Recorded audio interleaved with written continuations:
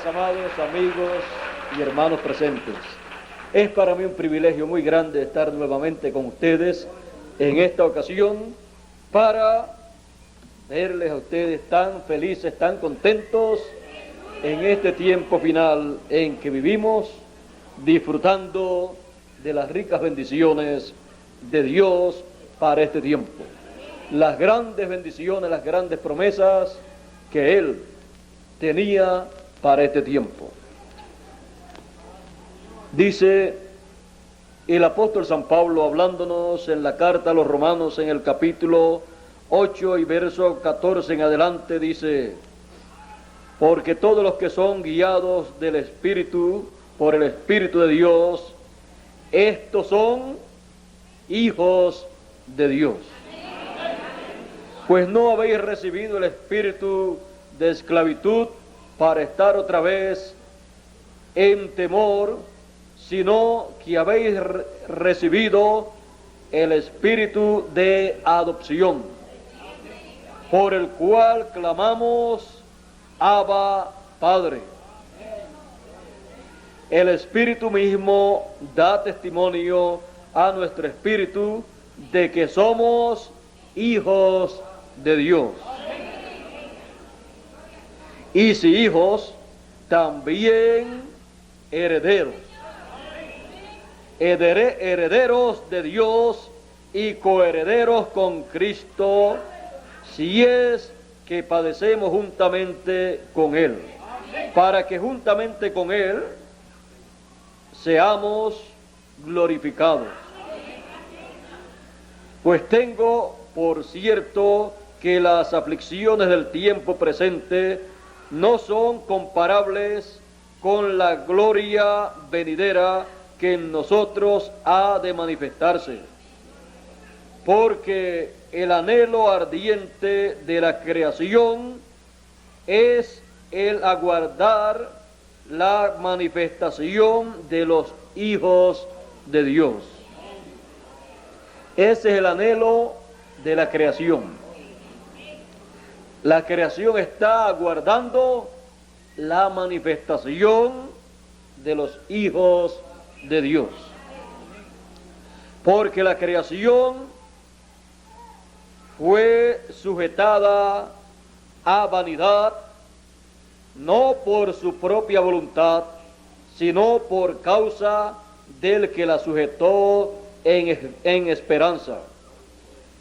Porque también la creación misma será libertada de la esclavitud de corrupción a la libertad gloriosa de los hijos de Dios.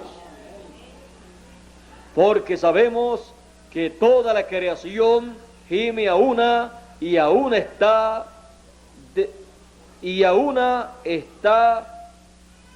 con dolores de parto hasta ahora. Y no solo ella, sino que también nosotros mismos, que tenemos las primicias del Espíritu, nosotros también gemimos dentro de nosotros mismos, esperando la adopción, la redención de nuestro cuerpo. O sea, la transformación de nuestro cuerpo, los que estamos vivos, y la resurrección de los muertos, los que ya partieron y están en el paraíso. Así nos dice Dios a través del apóstol San Pablo para los hijos de Dios. Los hijos de Dios. Pueden tomar asiento si tienen la bondad. Los hijos de Dios. Los hijos de Dios están en este planeta Tierra con y por un propósito de su Padre Celestial. No estamos aquí en este planeta Tierra por mera casualidad. Hay un programa divino establecido por Dios, el cual Él ha estado desarrollando. Y conforme a ese programa, acontecen las cosas en favor de sus hijos. Los hijos de Dios viven en este planeta Tierra y algunas veces ni saben que son hijos de Dios hasta un cierto momento. Ahora, como ya les dije, están en este planeta Tierra con y por un propósito divino. Los hijos de Dios han venido de otro lugar. Así como Jesús dijo, guárdalos del mundo, porque no son del mundo, como tampoco yo soy del mundo. Él en una ocasión dijo, nadie subió al cielo sino el que descendió del cielo, el Hijo del Hombre, que está en el cielo. Y estaba en la tierra.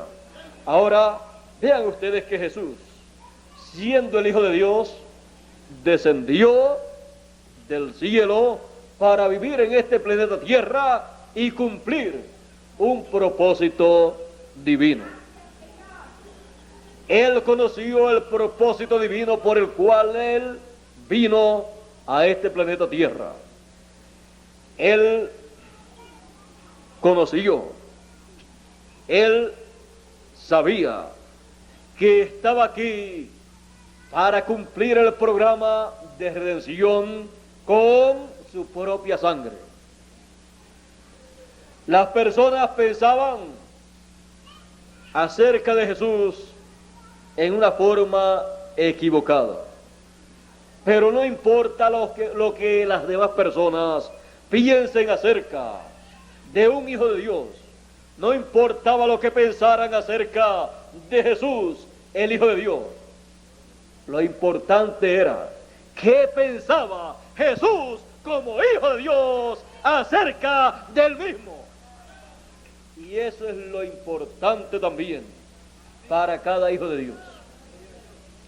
Podían decir de Jesús lo que a la gente se les antojase decir. Decían que Jesús era samaritano y que tenía demonios. Decían que Jesús era Beelzebú y por el dedo de Beelzebú echaba fuera a los demonios. Todas esas cosas las decían acerca de él, pero nada de eso pudo afectar lo que en realidad era Jesús, porque Él estaba aquí en la tierra por un propósito divino y lo llevó a cabo al pie de la letra bíblica, al pie de la profecía bíblica que hablaba acerca de su venida. Y como hijo de Dios, Él sabía que no había nacido ni del mono, no era descendiente ni del mono, ni de ningún animal, sino que Él dijo, mi Padre que está en el cielo. Dios, el Padre Celestial. Y a todos los hijos de Dios Él les dijo, ustedes cuando oren, ustedes digan así, Padre nuestro que estás en el cielo. Para que así la teoría de que el hombre desciende del mono o de algún otro animal le entre por aquí y le salga por acá a los hijos de Dios, porque saben en su corazón, en su mente y en todo su ser que el Padre de los hijos de Dios está en el cielo. Ahora, así como Jesús descendió del cielo y apareció en la tierra, y la forma en que descendió del cielo fue cuando apareció en aquel cuerpo que nació de la Virgen María. así también cada uno de los hijos de Dios han venido del cielo, de la dimensión de Dios, de la casa de nuestro Padre Celestial. Todo hijo de Dios ha venido de Dios, de donde Dios existe, de donde Dios habita. Conocido ese lugar como la séptima dimensión.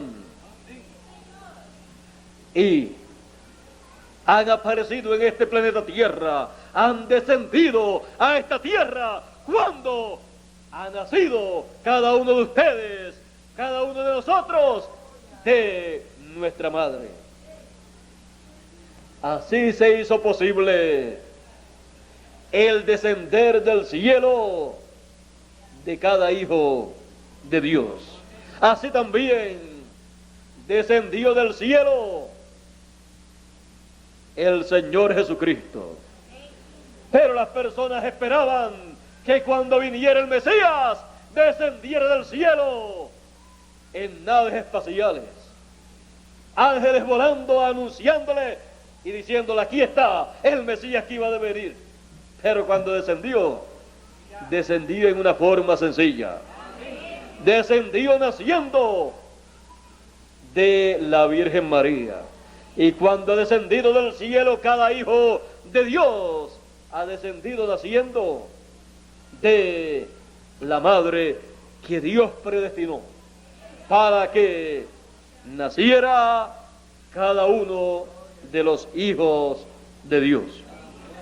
Por eso estamos agradecidos a Dios y a nuestra madre que nos hizo descender del cielo en esa forma tan sencilla. Dios utilizando a nuestros padres terrenales para nosotros descender del cielo, encontrarnos en este planeta Tierra y así Dios llevar a cabo en nosotros y a través de nosotros la parte del programa que corresponde a nuestro tiempo, como la llevó a cabo en tiempos pasados, en y a través de los hijos que Él tuvo en otras edades y otras dispensaciones. Nosotros aquí en este planeta Tierra estamos en la parte del programa divino que corresponde a este tiempo para los hijos de Dios. Y como dijo Jesús 2000 años atrás, en la parte del programa divino que correspondía para aquel tiempo y que Él tenía que llevar a cabo, dijo: en los negocios de mi Padre me conviene estar. Y nosotros hoy, en nuestro día, en nuestro tiempo, no podemos decir otra cosa sino: en los negocios de nuestro Padre Celestial nos conviene estar. Sus negocios son su programa que Él tiene para este tiempo, el cual ha sido anunciado en la Escritura para llevarse a cabo en este tiempo en que nosotros estamos viviendo. Hemos descendido para ese propósito divino y para que conozcamos su programa para nuestro tiempo, necesitábamos conocer quiénes éramos nosotros, por qué estamos en este planeta Tierra, para hacer qué, de dónde hemos venido, dónde estamos y hacia dónde vamos. Una pregunta que aún la ciencia no le ha podido contestar a la raza humana, pero que Dios, por su palabra, nos da a conocer para que nosotros sepamos de dónde hemos venido, dónde estábamos antes de estar aquí. Estábamos con Dios, estábamos en Dios, allá en la eternidad, en la séptima dimensión. Actualmente estamos aquí, hemos descendido conforme al programa divino para este tiempo final, para en ese programa que Él tiene para este tiempo tener la parte más importante, porque es un programa divino que Él tiene con sus hijos, porque lo más grande que Dios tiene y lo más cerca a Dios son sus hijos, así como lo más grande que un ser humano puede tener y lo más cerca son sus hijos, los cuales obtiene a través de su compañera. Así Dios con nosotros. Lo más grande que Dios tiene son sus hijos. Hijos e hijas de Dios.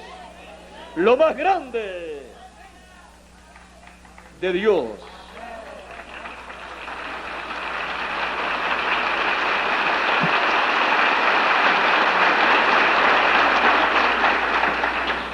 Tan grande y tan importante para Dios que Jesús tuvo que morir por usted y por mí. Dios no podía dejar a sus hijos perecer. Usted y yo, y todo hijo de Dios,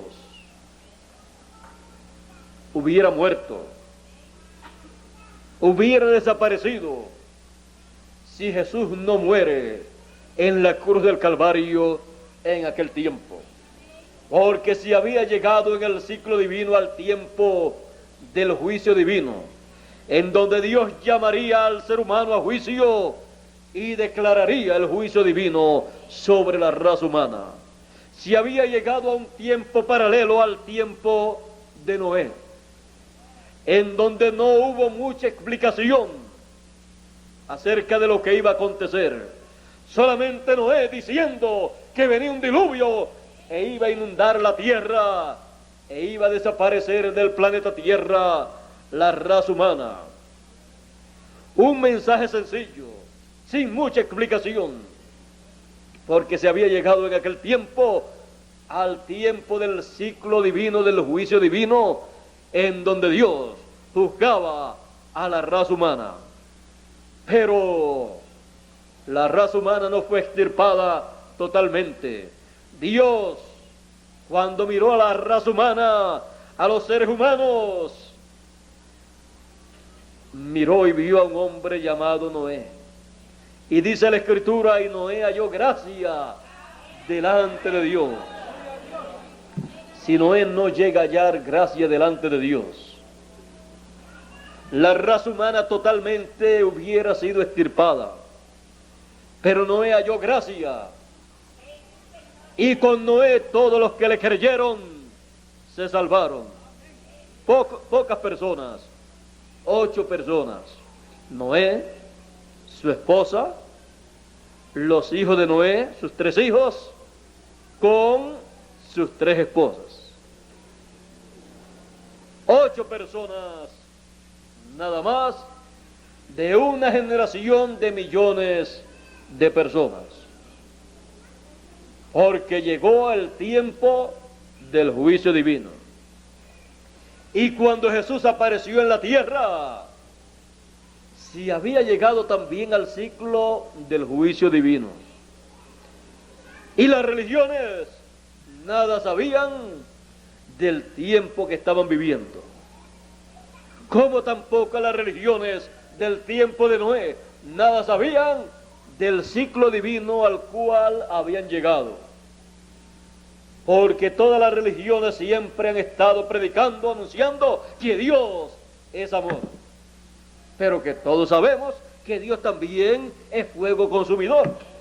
Dios es amor y se manifiesta en amor en el ciclo en que está dando la oportunidad al ser humano para que alcance la misericordia divina.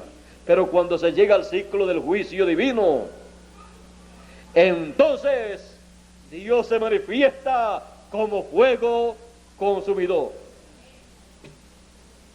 Y en ese tiempo de Noé, si había llegado ese ciclo divino, y lo que Noé anunciaba no era lo que las religiones estaban anunciando, que Dios era amor. Noé estaba anunciando juicio divino. Dios le había mostrado a Noé que venía ese juicio divino. Y lo que Noé anunciaba era increíble, pero cierto. Era increíble por un sinnúmero de razones.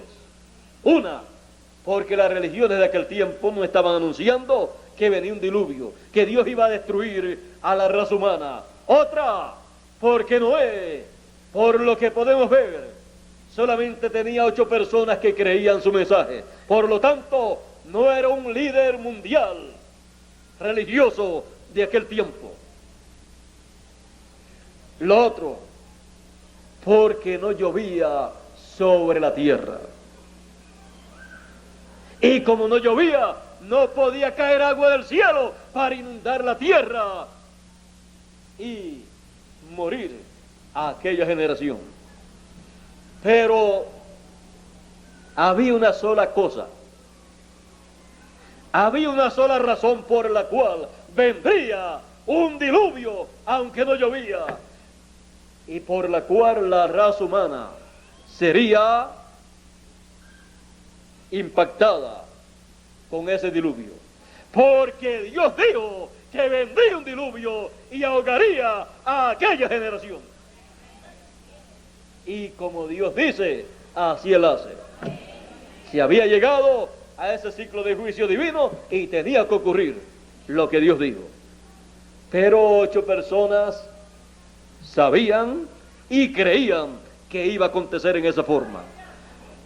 Otras personas habían escuchado que vendría ese juicio, pero era increíble.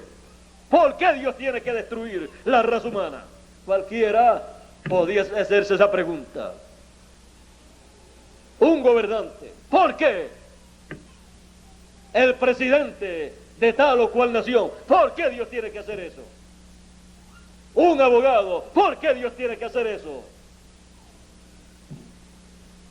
No conoce las leyes de Dios, aunque conozca las de la tierra, será conforme a las leyes divinas.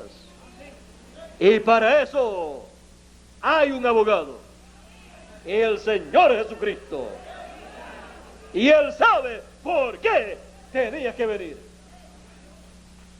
Así es que el único abogado que sabe es el Señor Jesucristo, y también juez de toda la tierra, para dictar, juzgar y dictar la sentencia de lo que debe venir.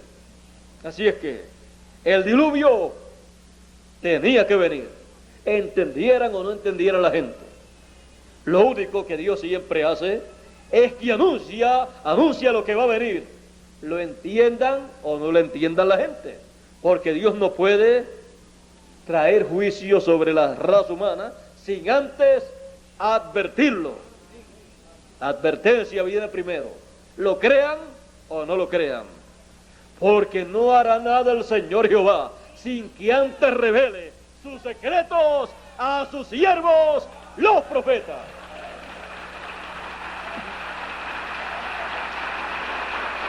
Cualquier persona o cualquier religión del tiempo de Noé podía decir: si el presidente de nuestra religión, o el obispo, o el sacerdote o sumo sacerdote, o papa o lo que sea de nuestra religión, no nos dice lo que va a acontecer, nosotros no lo creemos. Si Dios no le dice a él lo que va a acontecer, y él nos dice a nosotros, nosotros no creemos, porque no es de Dios lo que otra persona diga. Pues mire, Dios nos revela, no hace nada sin que antes revele sus secretos. ¿Pero a quién? A sus siervos, los profetas. La Escritura, la Biblia, es un registro divino de todo lo que Dios le ha dado a conocer a la raza humana a través de sus profetas. Los apóstoles también fueron profetas. Por eso cuando en sus cartas escribieron cosas que habrían de acontecer, fueron profecías. Y los profetas son los que profetizan. La Escritura, la palabra de Dios, traída por Dios a través de sus profetas, porque no hace nada sin que antes revele sus secretos a sus siervos, los profetas. Si usted hubiera vivido en el tiempo de Noé, ¿a quién hubiera creído usted? ¿A Noé o a las religiones y grandes líderes religiosos de aquel tiempo? ¿A quién hubiera creído usted? Habían grandes religiones. Siempre han estado las grandes religiones, pero solamente la palabra de Dios para el cada tiempo ha venido a través del profeta que Dios ha enviado en ese tiempo. Y esa es la palabra, el mensaje de Dios para todos los hijos de Dios. Y estamos hablando de los hijos de Dios.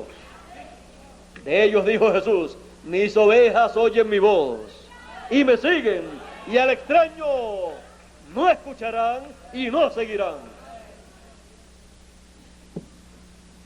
Es lamentable que aquella generación del tiempo de Noé tuviera tantas religiones, pero tan pocos creyentes en la palabra de Dios para el tiempo de Noé. Porque la palabra de Dios para el tiempo de Noé la tenía Noé. Nadie más predicaba ese mensaje de Noé. Era increíble para la mente humana, pero era el mensaje que tenía que ser creído para salvarse del diluvio que vendría. Y en una forma sencilla, se salvarían de ese diluvio a través del arca que Noé estaba construyendo. Una forma sencilla, pero era la forma de Dios.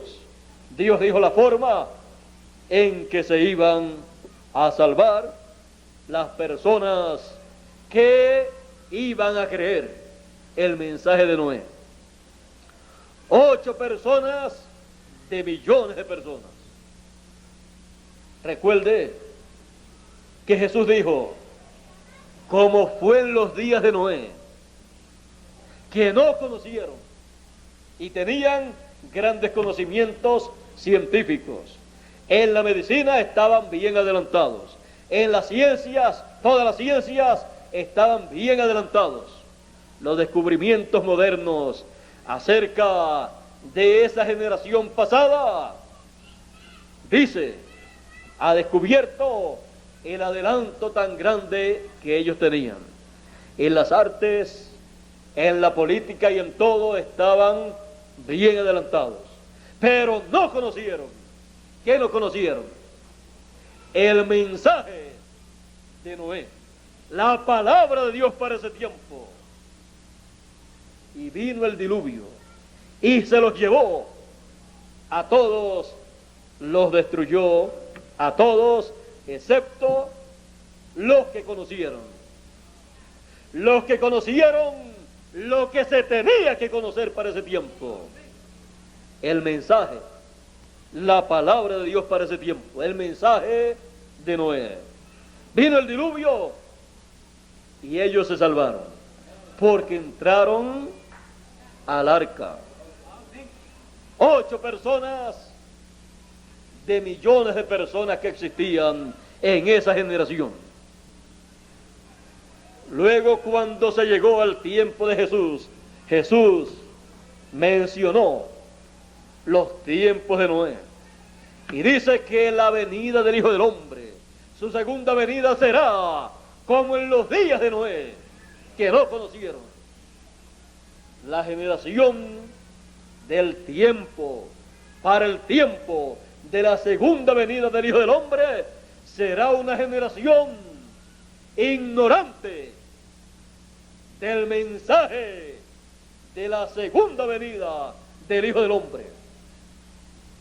Cuando hablo de esa generación final, que será ignorante del mensaje de la segunda venida del Hijo del Hombre, hablo en términos generales, porque habrá un grupo de personas representados en las 8 personas que entraron al arca y se salvaron, que creerán y estarán al tanto del mensaje de la segunda venida del Hijo del Hombre, representados en 8, en el 8. Y ellos conocerán el tiempo que se estará viviendo, porque será un tiempo paralelo al tiempo de Noé y al tiempo de Jesús.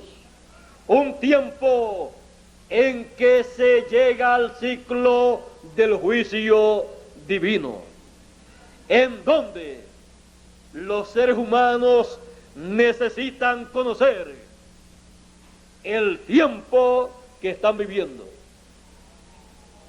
Y solamente lo podrán conocer en la forma en que la gente del tiempo de Noé podían conocer el ciclo que estaban viviendo. Y la gente del tiempo de Jesús. La gente del tiempo de Jesús podían conocer el tiempo que estaban viviendo a través de Jesús, el profeta de Dios para ese tiempo. Y la gente del tiempo de Noé, a través de Noé, el profeta de Dios para aquel tiempo. El profeta que cerró aquella generación. Y Jesús, el profeta que concluyó una dispensación y comenzó una nueva dispensación. La dispensación de la ley la terminó y comenzó la dispensación de la gracia. Jesús siendo un mensajero dispensacional.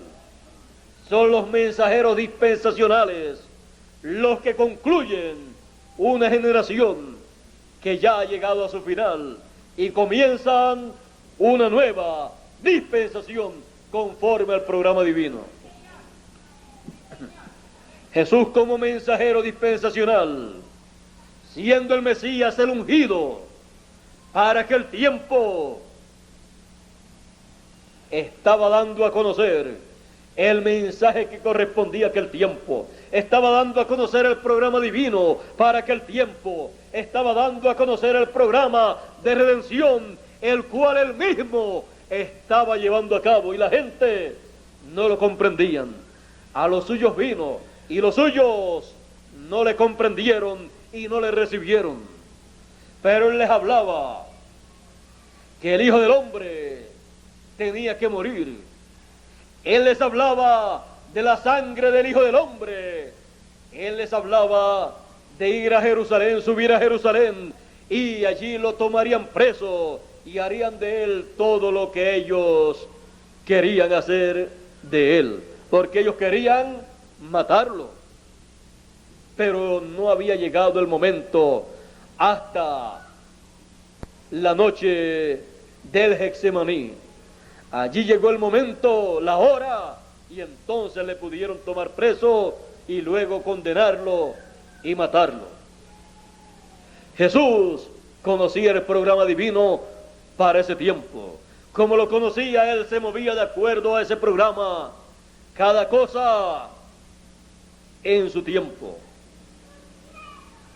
Las personas que no conocían ese programa, cada vez que Jesús hacía algo, algunas veces se escandalizaban.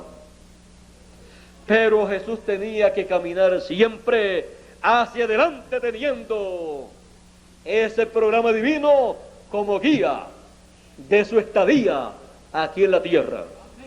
Por eso en una ocasión, vean ustedes, cuando José y María se fueron a Belén para ser registrados allá, porque hubo un censo, allá tenían que ellos llegar, y allí nació Jesús, porque la profecía decía: tú, Belén, no eres la más pequeña, era pequeña, pero de ti nacerá un guiador, el Mesías, el que pastorearía a Israel.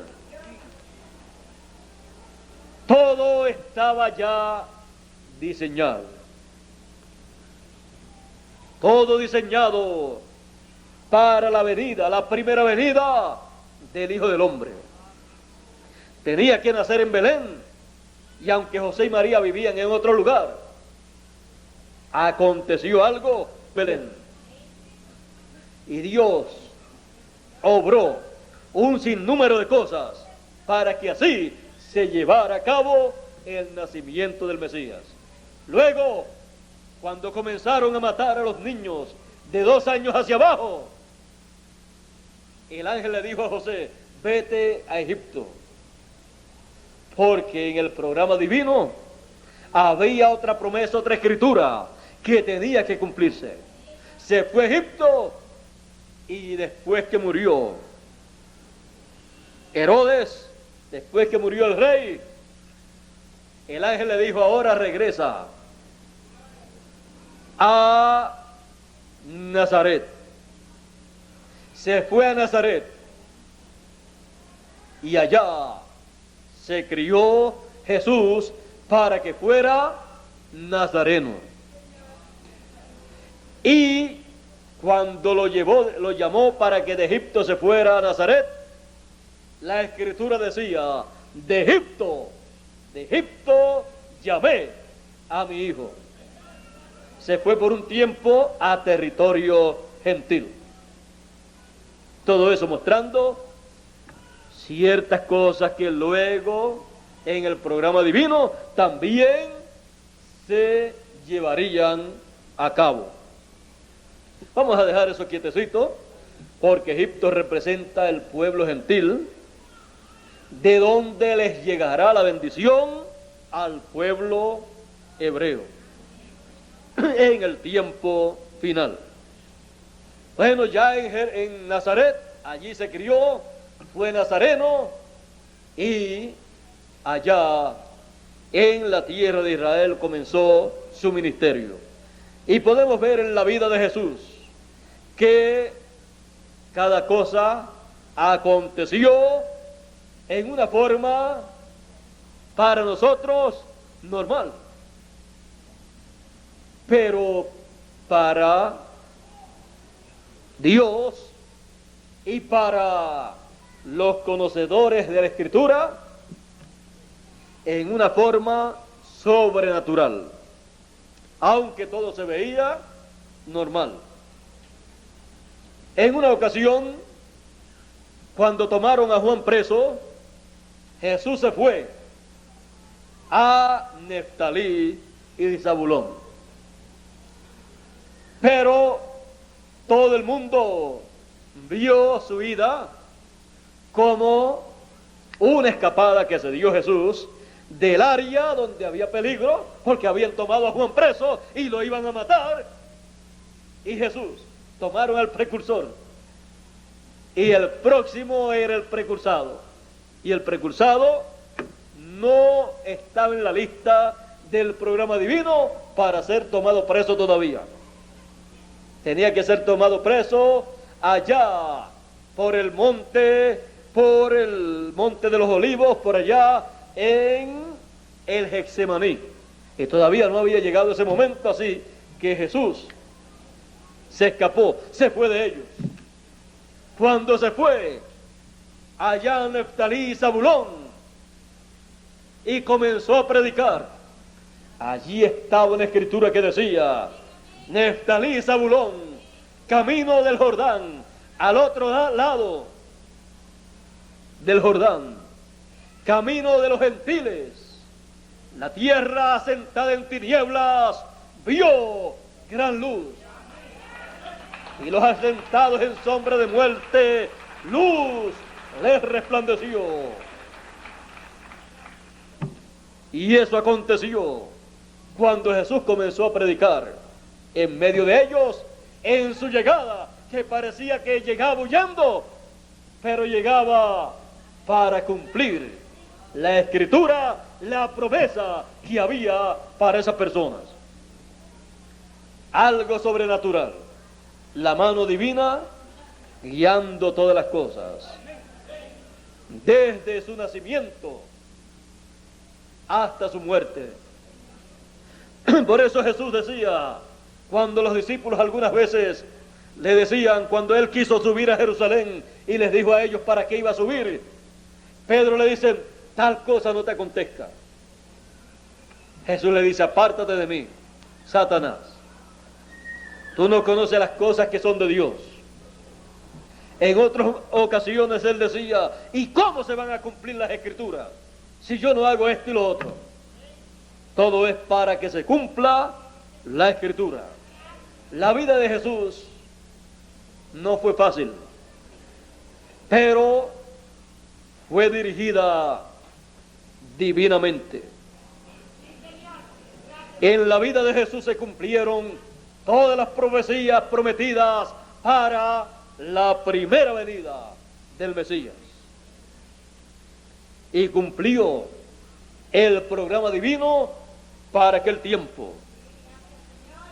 Si había llegado en aquel tiempo a ese ciclo divino de juicio divino, en donde Dios juzgaba y dictaba la sentencia sobre la raza humana. Pero la raza humana no lo sabía. Las religiones no lo sabían. Pero Jesús sí lo sabía. Por eso fue que Jesús en una ocasión dijo, si el grano de trigo no cae en tierra y muere, él solo queda. En el tiempo de Noé quedaron 8 personas. Pero en el tiempo de Jesús, Jesús dijo, solamente una persona quedaría. Solo uno. Si el grano de trigo, Jesús, no cae en tierra y muere, la muerte en la cruz del Calvario, de la cual él había hablado en otras ocasiones, si él no muere de esa muerte, él solo queda. Porque se había llegado a ese ciclo divino y el juicio divino caería sobre la raza humana y destruiría la raza humana en aquel tiempo.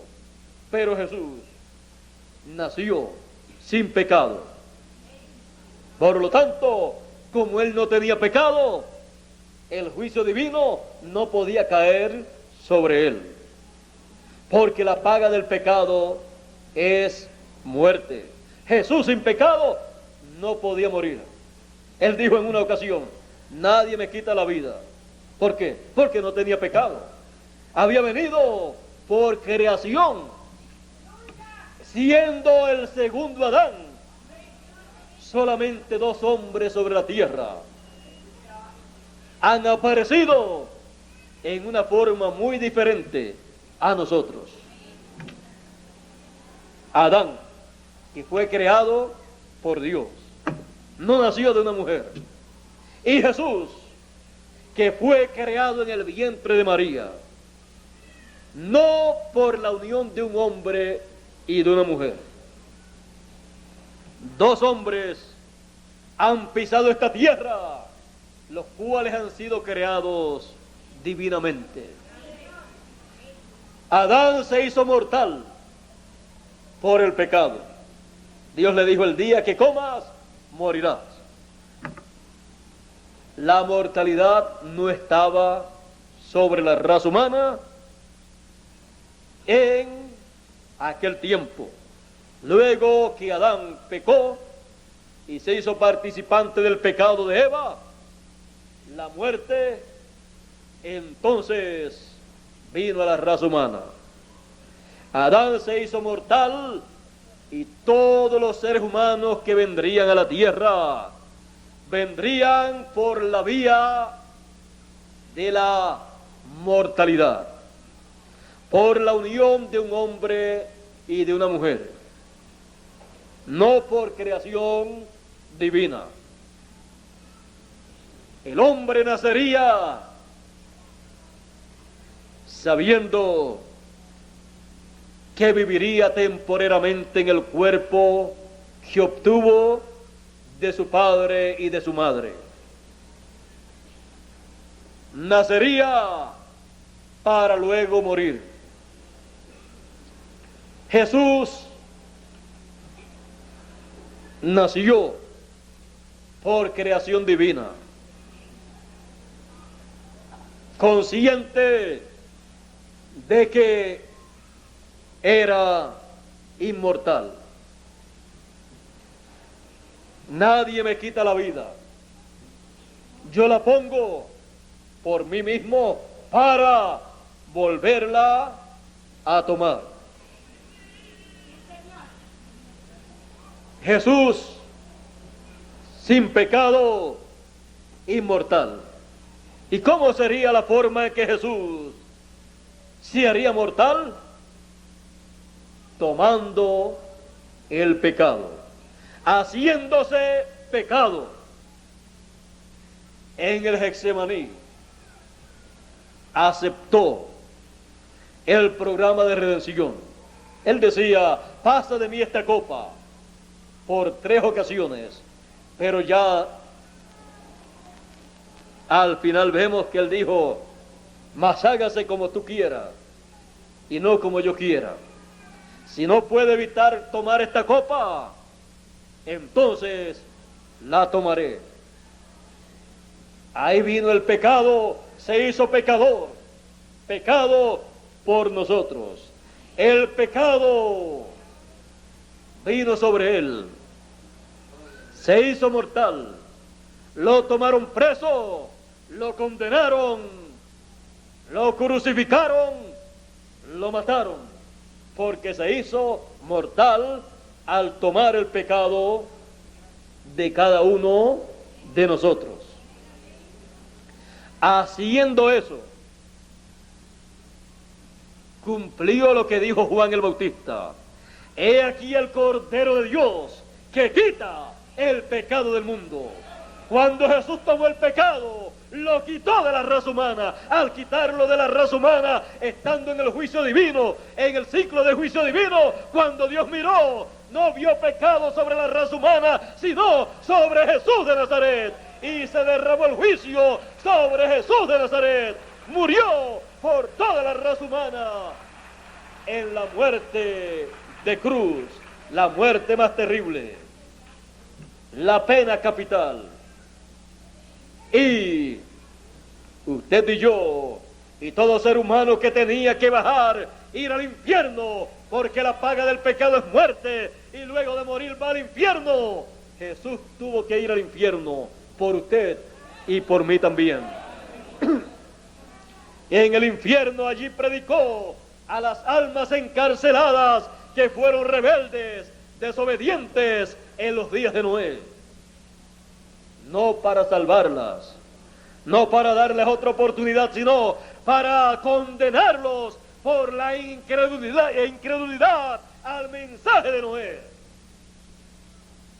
Y allí en la lucha que tuvo en el infierno con el diablo, tomó las llaves del infierno y de la muerte, y luego pasó al paraíso, donde lo estaban esperando.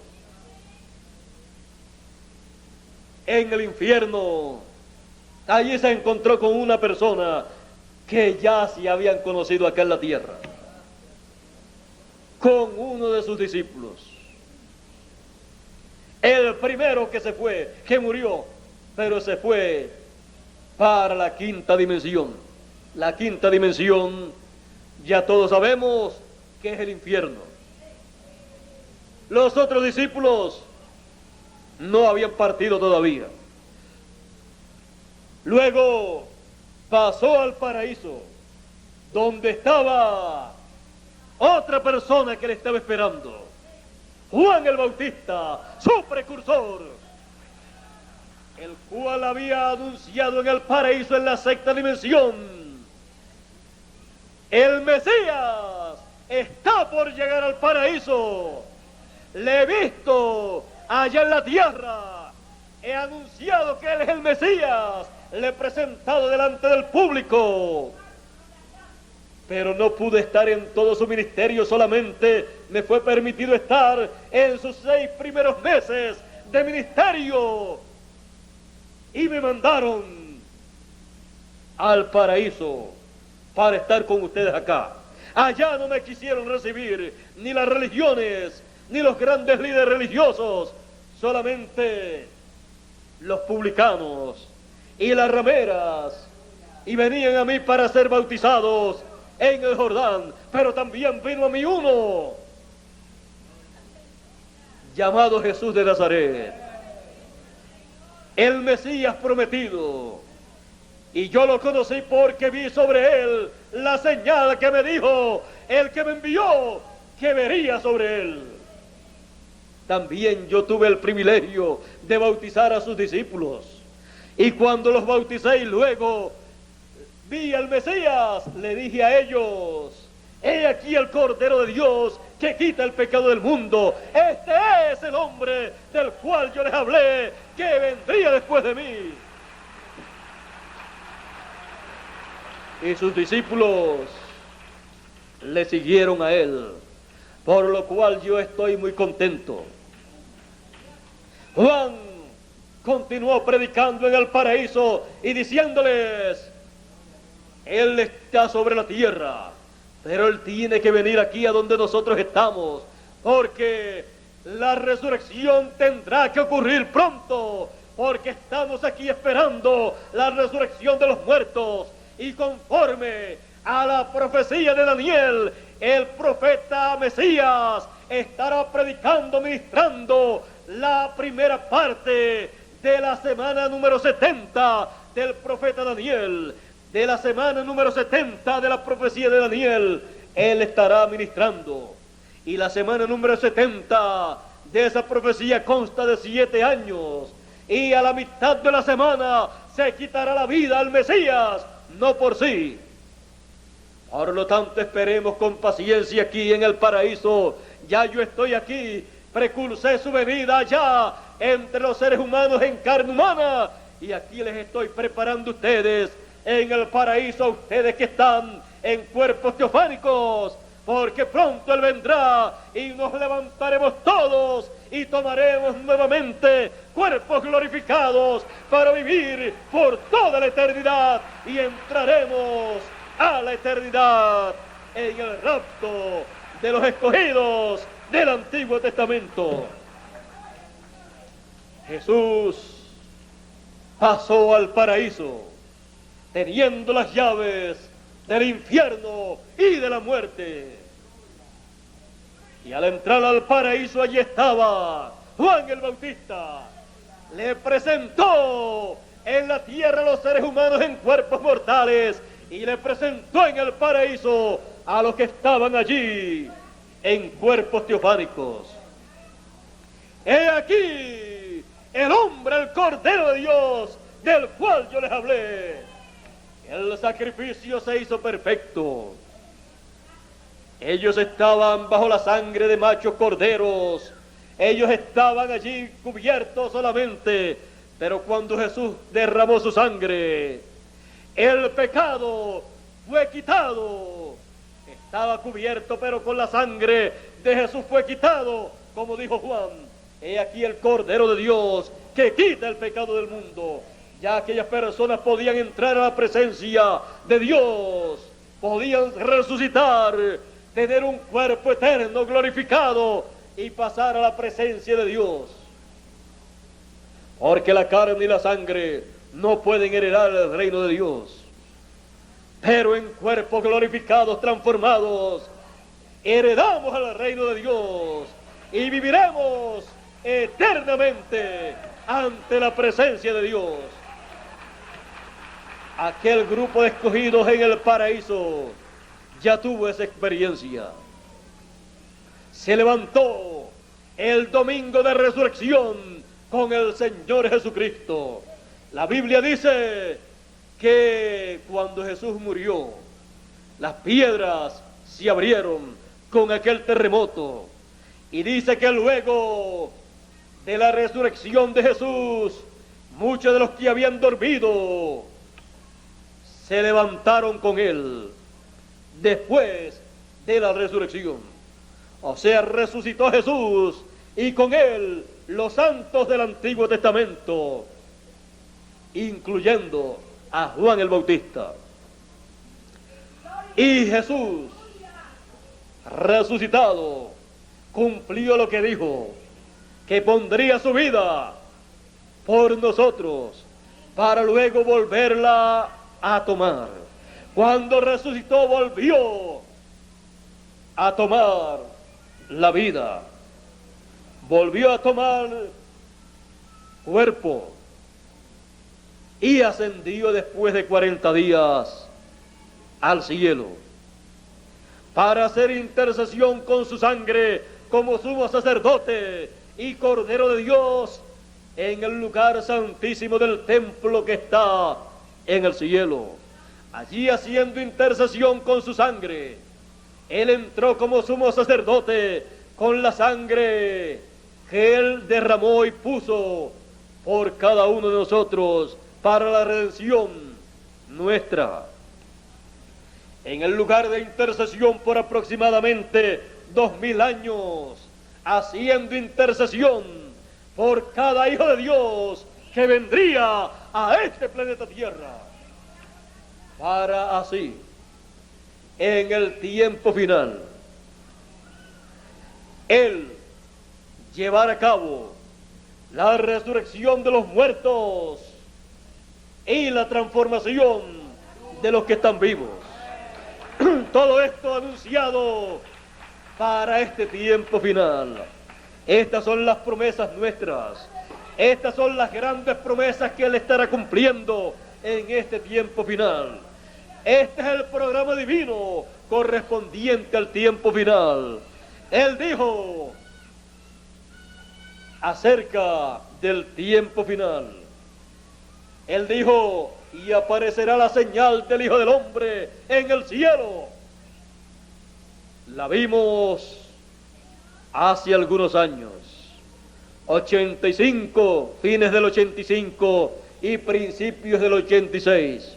Una señal paralela a la señal de la primera venida del Hijo del Hombre en el cielo, que fue la estrella de Belén, que por 2 años estuvo siendo vista por los seres humanos y que pocos conocieron, entendieron que el Mesías ya estaba sobre la tierra, porque su estrella habían visto en el cielo.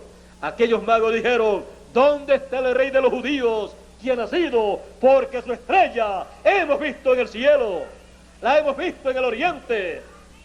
Pero las demás personas veían una estrella, pero aquellos magos veían esa estrella como una señal, la señal de la primera venida del Hijo del Hombre en medio del pueblo hebreo. Las religiones ni sabían que esa era la señal de la primera venida del Hijo del Hombre y que estaba en medio de ellos, y ni le buscaron. No fueron a Belén para ver el nacimiento de Jesús. No fueron a la casa donde ya estaba cuando aparecieron los magos allá en Belén. Luego de saber que estos magos estaban buscando el Mesías y decían que estaba en la tierra porque la señal estaba en el cielo. Las religiones ni supieron ni creyeron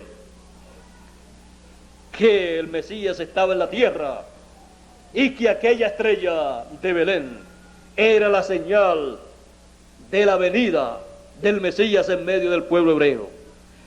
Pero aquellos magos fueron porque creyeron y encontraron el Mesías. Jesús dijo que para la segunda venida del Hijo del Hombre aparecería la señal del Hijo del Hombre en el cielo. ¿Y quiénes la verán? La raza humana estuvo viéndola en las revistas, en los periódicos, por televisión y en algunas áreas de la tierra que se podía ver. La vieron algunos a simple vista y otros a través de equipos para verlas. Pero ¿quiénes la vieron como la señal de la venida del Hijo del Hombre en el tiempo final? Solamente los escogidos. Cuando escuchan el mensaje final de Dios, podrán ver esa señal como la señal del Hijo del Hombre en el cielo. Los demás la vieron como el cometa Halley que visitó la Tierra en el año 85 y 86. Así también vieron la estrella de Belén. Los que no entendieron lo que esa estrella representaba. Algunas personas y en algunos medios de información estaban diciendo que la estrella de Belén era el mismo cometa Halley que nos visitaba en el año 85 y 86. Pero haya sido o no haya sido, lo importante es lo que representó la visita del cometa Halley en el año 85 y 86 a la vista de los seres humanos. La señal del Hijo del Hombre en el cielo en el tiempo final para los escogidos.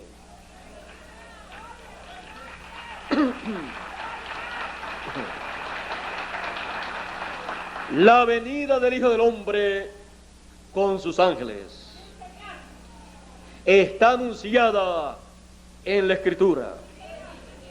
Y enviará el Hijo del Hombre a sus ángeles con gran voz de trompeta y juntarán a todos los elegidos, a todos los escogidos, a todos los hijos de Dios. Esa es la promesa para todos los escogidos, para todos los hijos de Dios. La venida del Hijo del Hombre con sus ángeles para llamar y juntar a todos los escogidos con gran voz de trompeta. Los escogidos no escucharán ni recibirán otro mensaje sino el mensaje de gran voz de trompeta, llamándolos y juntándolos en el tiempo final, porque esa es la promesa del Señor Jesucristo para los hijos de Dios, para los escogidos. Un mensaje de gran voz de trompeta, con un ministerio de parte de Dios, el ministerio de los 2 olivos, el ministerio de los ángeles del Señor, el ministerio de Moisés y Elías, el ministerio de los 2 querubines sobre el arca del pacto en el templo que hizo Moisés y en el templo que hizo Salomón, todo esto actualizado. El lugar santísimo del templo del Antiguo Testamento estaba en el occidente. En el occidente estaba el arca del pacto, los 2 querubines y la Shequina, la presencia de Dios, de medio de los 2 querubines. Y Dios dijo: de medio de los 2 querubines yo me manifestaré. Y en el templo espiritual del Señor Jesucristo, que es su iglesia, su cuerpo místico, la cual Él comenzó a construir desde el oriente, desde la tierra de Israel, hacia el occidente. Él comenzó a construir su templo espiritual, y en su templo espiritual está todo lo que estaba en el templo del Antiguo Testamento. Y cuando se llega a la etapa que se manifiesta en el occidente es la etapa de la construcción del templo espiritual del Señor, del lugar santísimo de ese templo. San Pedro dijo que somos piedras vivas para la construcción de una casa, de un templo santo al Señor. Y en el occidente, así como Él llamó a los hijos de Dios, los escogidos, en cada etapa de la construcción de ese templo, como piedras vivas, para colocarlos en el lugar que le correspondía en la construcción de ese templo. En el occidente Él llama a las piedras vivas, los hijos de Dios que estarán viviendo en este tiempo. Con gran voz de trompeta los llama y los coloca en el templo espiritual del Señor, en la parte más importante de ese templo, en la parte del lugar santísimo. Y la construcción del lugar santísimo de ese templo se lleva a cabo y se coloca el arca del pacto, y sobre el arca del pacto los dos querubines, el ministerio de Moisés y Elías, de los dos olivos, el ministerio de los ángeles del Señor, con gran voz de trompeta llamando y juntando a todos los escogidos. Y en el arca del pacto el maná escondido, para darle del maná escondido a todos los escogidos, porque Él dijo: al que venciere, yo le daré a comer del maná escondido. ¿Dónde estaba escondido? En el templo del Antiguo Testamento, en el lugar santísimo. ¿Dónde estará escondido? En el templo espiritual del Señor Jesucristo, el cuerpo místico del Señor Jesucristo, en el lugar santísimo, en el arca del pacto, en donde estará también la ley actualizada, las tablas de la ley actualizadas. Y sobre el arca del pacto, sobre ese arca, los dos querubines, el ministerio doble de Moisés y Elías para ministrar la palabra, esa palabra que está en el arca del pacto, la ley actualizada. Ese mensaje, con gran voz de trompeta, la trompeta final, para gentiles primeramente y luego para los hebreos. Será el ministerio de Moisés y Elías actualizado, el ministerio de Moisés por segunda vez manifestado en un hombre, y el ministerio de Elías por quinta vez manifestado en un hombre. La primera vez que se manifestó el ministerio de Elías fue en Elías Tifita, la segunda vez fue en Eliseo, la tercera vez fue en Juan el Bautista, la cuarta vez fue en William Marion Branham, y la quinta vez será en el ángel del Señor Jesucristo, que con gran voz de trompeta vendrá llamando y juntando a todos los escogidos en el lugar santísimo del templo espiritual del Señor Jesucristo. Y la primera vez que se manifestó el ministerio de Moisés fue en Moisés, el personaje bíblico que sacó al pueblo hebreo de la esclavitud en Egipto. Y la segunda vez será en el ángel del Señor Jesucristo, para traer la ley nuevamente, pero actualizada, porque el pueblo hebreo no puede creer otra cosa sino a Moisés con la ley, porque ya recibió la ley y no hay quien saque al pueblo hebreo de la ley. Solamente el ministerio de Moisés actualizado, el ministerio de Moisés por segunda vez manifestado, podrá tomar la ley, los estatutos, las enseñanzas que le trajo al pueblo hebreo y actualizárselas al pueblo hebreo, y entonces el pueblo hebreo creerá. El pueblo hebreo recibirá su mensaje y su mensajero, y 144,000 serán sellados con el sello del Dios vivo. El ministerio de Moisés y Elías estará en ese ángel que sube del nacimiento del sol, en Apocalipsis capítulo 7 y verso 2, que dice: y vi a un ángel, a otro ángel subir de donde nace el sol, con el sello del Dios vivo, y dijo: no hagáis daño a la tierra, ni al mar, ni a nadie, hasta que sellemos en sus frentes a los escogidos, a los elegidos de nuestro Dios. Y hoy el número de los escogidos, de los elegidos del pueblo hebreo: 144,000, 12,000 de cada tribu.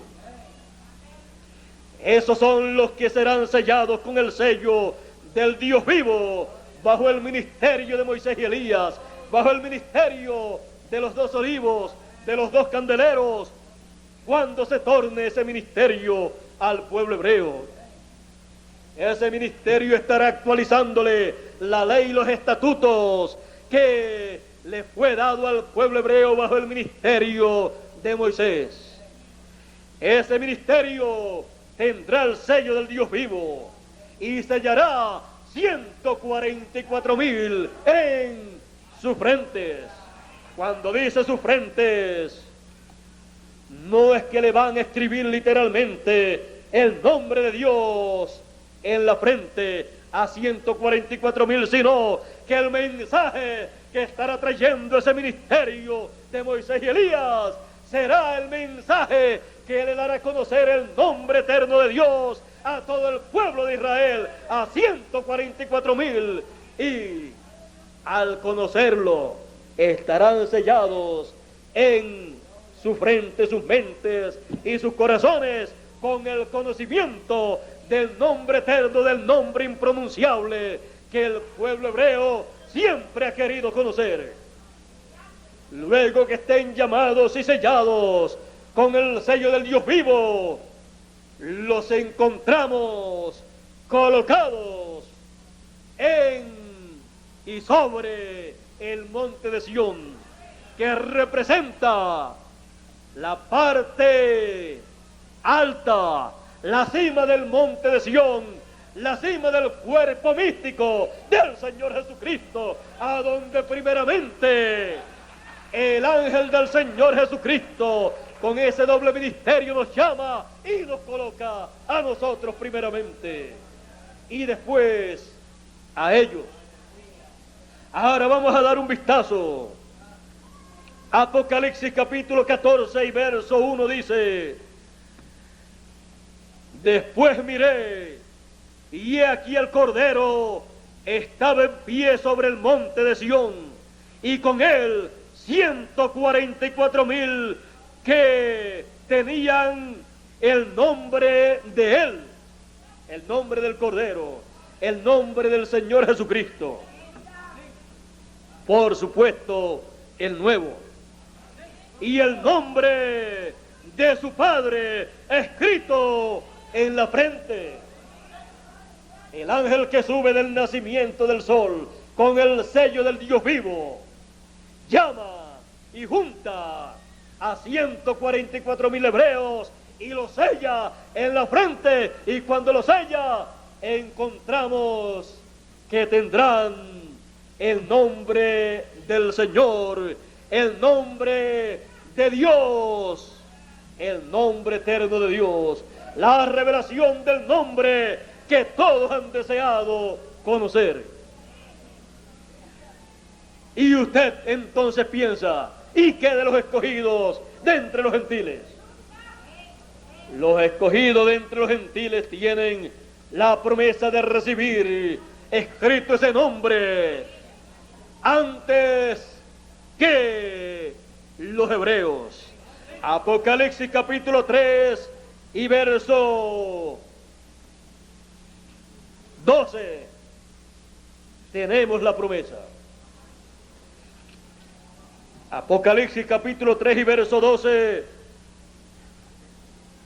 dice de la siguiente manera: al que venciere, yo le haré columna en el templo de mi Dios, en el templo espiritual. Y a los que vencen en este tiempo final, al pertenecer a la construcción del lugar santísimo, les ha tocado el privilegio, la bendición más grande de todos los tiempos.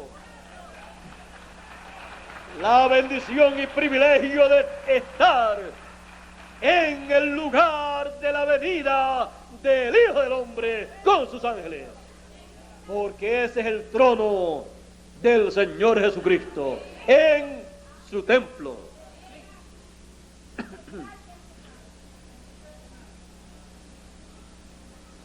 Y nunca más saldrá de allí, y escribiré sobre él el nombre de mi Dios. Así es que tenemos la promesa que será escrito sobre cada escogido, sobre cada hijo de Dios, el nombre de Dios. Ya ustedes saben que no es escribir literalmente, sino la revelación.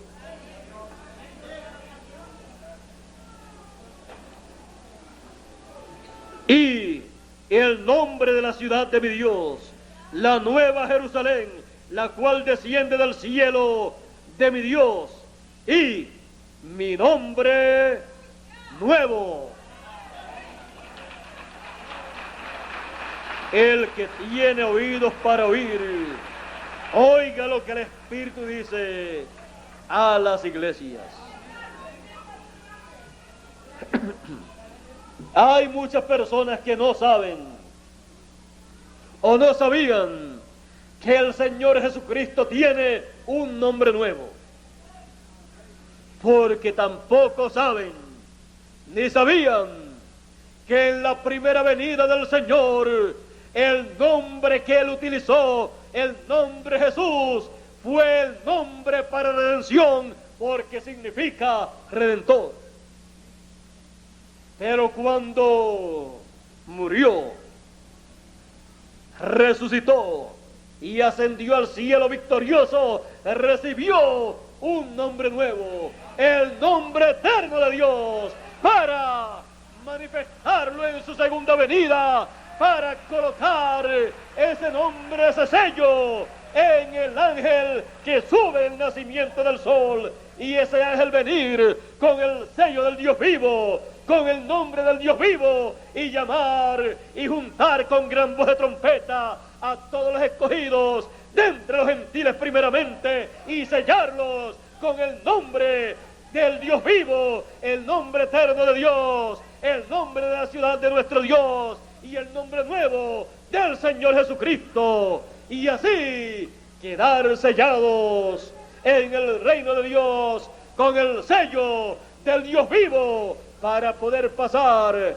a la eternidad siendo resucitados los muertos, que han de resucitar luego de la final trompeta, de la gran voz de trompeta que llama y junta a todos los escogidos.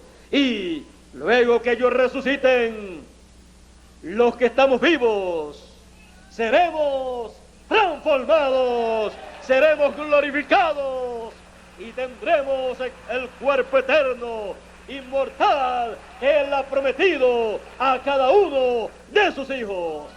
Y eso será la manifestación gloriosa de todos los hijos de Dios en un cuerpo eterno, glorificado, para nunca jamás ver muerte. Esas son promesas divinas para los hijos de Dios en el tiempo final. Estamos esperando la adopción, o sea, la transformación de nuestros cuerpos. Toda persona que esté esperando y desee la transformación de su cuerpo, o si muere, la resurrección de su cuerpo, tiene que entender que la promesa es: he aquí os digo un misterio, todos ciertamente no dormiremos, mas todos seremos transformados. en un abrir y cerrar de ojos, a la final trompeta, porque será tocada la trompeta y los muertos resucitarán primero y luego nosotros los que vivimos seremos transformados. Porque el Hijo del Hombre enviará a sus ángeles con gran voz de trompeta y juntarán a todos los escogidos para luego la resurrección de los muertos ocurrir y la transformación de los vivos. No habrá transformación para ninguna persona que no haya escuchado la gran voz de trompeta, la trompeta final. Porque no será un escogido. Porque los escogidos escucharán la gran voz de trompeta y serán recogidos, juntados. Y luego serán transformados. Estamos esperando la resurrección de los muertos y la transformación de los vivos, felices y contentos, escuchando la gran voz de trompeta que nos da a conocer los misterios del reino de los cielos que corresponden al tiempo final a todos los hijos de Dios. Para los hijos de Dios son todas estas bendiciones que Él tiene preparadas en este tiempo final. Y como hijos de Dios escuchamos la gran voz de trompeta, la trompeta final, y recibimos todo lo que la trompeta final, el mensaje final, nos da a conocer, nos revela en este tiempo final. Y al final, el gran descubrimiento, que hemos sido sellados con el sello del Dios vivo, porque somos los hijos de Dios viviendo en este tiempo final. Dios les bendiga, Dios les guarde. Muchas gracias por vuestra amable atención y pasen todos muy buenas tardes. Con ustedes, nuevamente con nosotros, porque yo también estoy escuchando y regocijándome en lo que está hablando nuestro amigo y hermano fiel Miguel Bermúdez Marín. Lo mío ha sido solamente un saludo. Él continuará trayéndonos lo que está trayéndonos en su mensaje. Me dio unos minutitos para yo saludarles a ustedes, pero él continuará su mensaje y concluirá su mensaje para marcharnos felices y contentos en esta mañana. Y como él continuará su mensaje, lo más seguro, él nos va a decir dónde y cómo tendrá que venir ese nombre, porque está por ahí por Apocalipsis capítulo 2 y como el verso 17, ahí dice, ya yo terminé, así es que yo no le puedo decir a ustedes. Vamos a dejar a nuestro amigo y hermano Miguel Bermúdez Marín que él les diga, les lea y les diga ese secreto que está ahí en Apocalipsis. Bueno, Dios nos continúe, porque yo a mí también, bendiciendo en este día.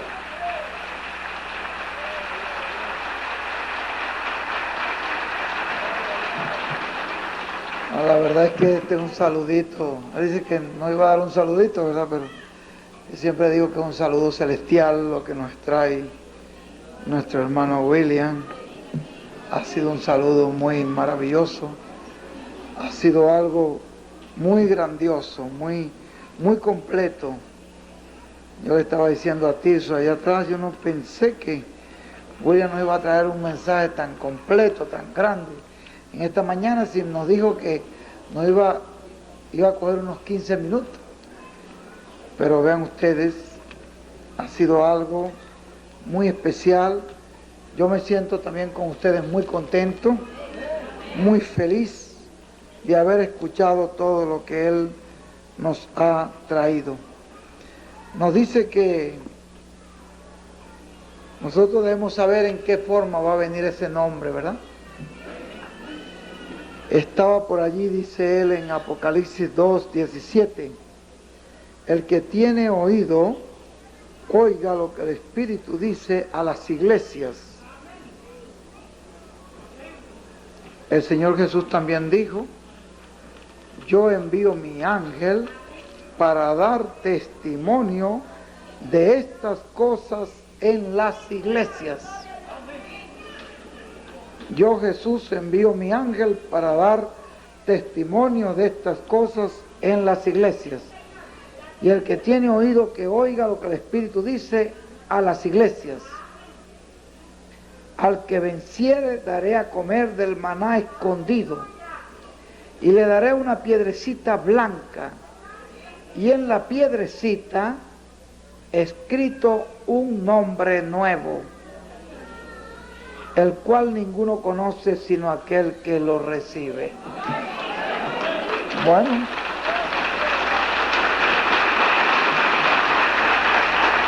nosotros tenemos que saber en qué forma tenía que venir el nombre. Tenemos que conocerlo porque la Escritura corre en perfecta continuidad.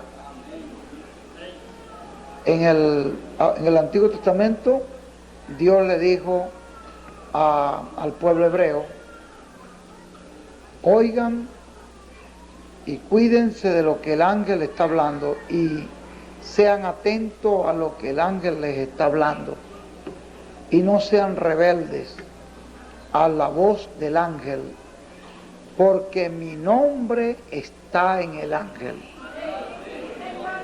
El Señor Jesús dice, yo les envío mi ángel para dar testimonio de estas cosas en las iglesias.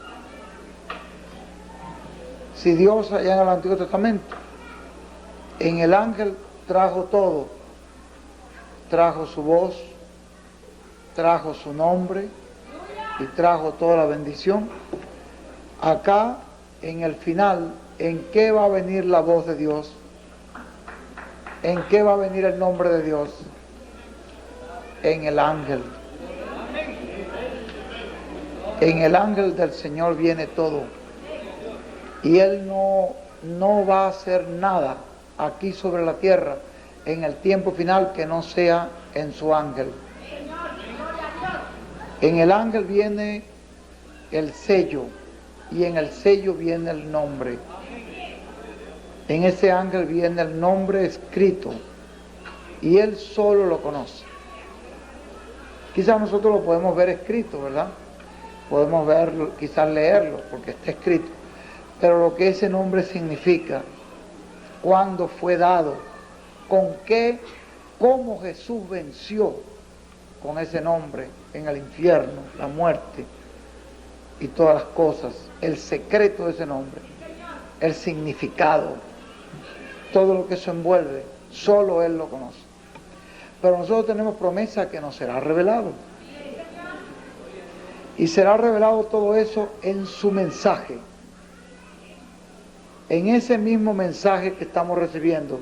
Ve lo que nos ha dicho el hermano William en esta hora, que un día de esto nos vamos a dar cuenta que tenemos el sello de Dios y hemos sido sellados con el sello de Dios. Es que es tan sencillo como lo está haciendo Dios, que si nos descuidamos se nos pasa por alto. Es tan sencillo que se nos puede pasar por alto. Él dice que un día de esto nos vamos a dar cuenta que hemos sido sellados, estamos siendo sellados con el sello de Dios. Porque eso es lo que hace el ángel. Eso es lo que Él está haciendo. Eso es lo que está haciendo el ángel hoy en los elegidos, sellando a los elegidos. Ya nos está sellando, ya hemos sido sellados. Ya tenemos ese sello. Recibimos al ángel, recibimos el mensaje, recibimos también al mensajero. Y en ese mensaje, en ese mensajero, viene el sello. Esto es algo tan grande lo que nosotros estamos recibiendo en este tiempo, al ser sellados con el sello de Dios. Porque si hay un sello de Dios, usted lo quiere, ¿verdad? Yo también. Si hay un sello, si en ese sello está la seguridad eterna mía y la bendición eterna mía y la suya, usted lo quiere, yo también. Y así como Dios está sellando a los suyos con su ángel, el diablo también está marcando con la marca de su nombre a los suyos. ¿Dónde está el sello? En el nombre. En el nombre. Ahí está todo eso. Nosotros estamos recibiendo el ángel del Señor, como Dios lo ha enviado, con su nombre, con su mensaje, con su bendición y con todo lo que el ángel del Señor está trayendo para nosotros. Qué cosa más maravillosa nos ha tocado a nosotros. Estamos, gracias a Dios, estamos muy contentos. Este mensaje que William ha traído ha estado completo porque ha tocado todos los ángulos, todos los diferentes aspectos de la obra de Dios. Es decir, ha sido un mensaje completo en todas las formas. Estamos muy contentos en esta mañana de haber tenido con nosotros al ángel del Señor Jesucristo, hablándonos directamente y trayéndonos esta gran bendición de Dios.